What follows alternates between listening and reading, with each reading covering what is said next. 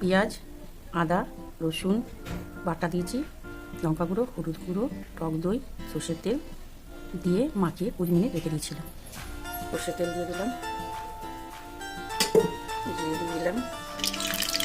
দারচিনি, লঙ্কা, লবঙ্গ, তেজপাতা।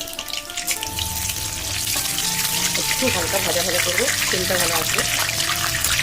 মেখে রাখা মাংসটা দিয়ে দিলাম।